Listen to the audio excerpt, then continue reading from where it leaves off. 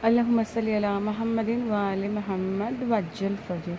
आज इस क्लिप में पहले मैं आपसे एक सवाल पूछना चाहूँगी कि अगर आपको एक नदी क्रॉस करनी है और आपको दिया जा रहा है एक बोरा नमक जिसका वज़न है 15 केजी और सेम एक बोरा रुई उसका भी वज़न है 15 केजी।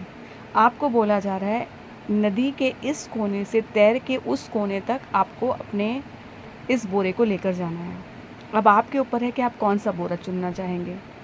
अब कितने ही लोग कहेंगे नमक, क्योंकि जब हम उस तरफ पहुंचेंगे तो हमारा वज़न हल्का हो गया होगा क्योंकि नमक पानी में पिघल जाएगा। और कितने लोग कहेंगे कि रुई नहीं उठा सकते क्योंकि जैसे ही पानी में जाएंगे रुई पानी जज़्ब कर लेगी और हमारे जो वज़न है वो भारी हो जाएगा।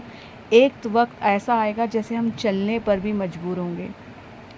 तो आइए आपको बताऊं कि ये तो आपने वज़न उठा लिया और इस किनारे पहुंच भी गया। जिन्होंने रुई ली उनको भी मुबारक, जिन्होंने नमक लिया उन्हें भी मुबारक। लेकिन अगर बताया जाए कि जब आप उस तरफ पहुंचेंगे जितना आपका चीज़ बचा रहेगा, जितना सपोज़ 2 केजी नमक बचा और 30 केजी रुई मिली क्योंकि वज़न हो गया रुई का ज़्यादा, उस हिसाब से आपको उसका रेशो के हिसाब से आपको इनाम दिया जाएगा। तो आपको अखरेगा हाय काश रुई ले ली होती। तो मैं आपको बताऊं जब हम दुनिया में आए हमें 2 चीज़ें मिली, एक अहले बैत मिले, दूसरा कुरान मिला।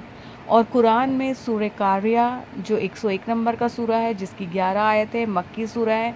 इस सूरे में हमको बताया जा रहा है कि कैसे क़यामत के दिन लोग टिड्डी की तरह होंगे, हल्के कुछ भारी होंगे।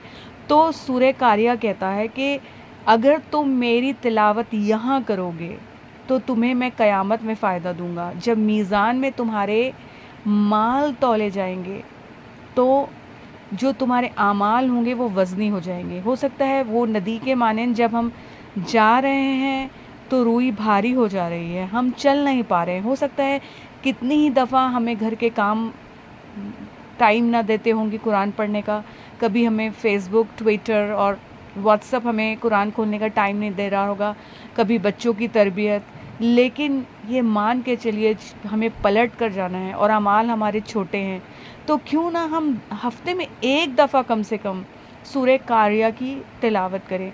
अगर एक हफ़्ता भी करें तो साल में 52 मरतबा, नॉट बैड।